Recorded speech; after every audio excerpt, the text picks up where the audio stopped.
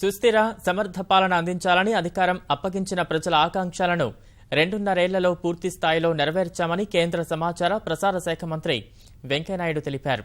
కొత్త సంవత్సరంలో అడుగుపెడుతున్న వేళ ప్రభుత్వ విజయాలను వివరించిన వెంకయ్య ఒక్క కుంభకోణం కూడా లేకుండా 2.5 ఏళ్లుగా దేశాన్ని పాలిస్తున్నామని వెల్లడించారు. దేశంలోని అన్ని వర్గాల ఆకాంక్షలను నెరవేరుస్తూ స్వచ్ఛమైన పాలనను అందిస్తున్నామన్న వెంకయ్య నోట్ల రద్దు ద్వారా కుంభకోణాలకు విరుగుడుగా ప్రధాని గొప్ప టీకా వేశారని అన్నారు.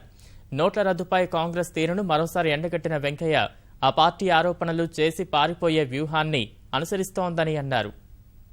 We are trying to change the entire system, end the black money and strengthen the white money. They are asking for a white paper. They don't want white money. Congress repeatedly calling note withdrawal as a scam. They want to tar the government. They are adopting this spit and run. ये उनका tactics है.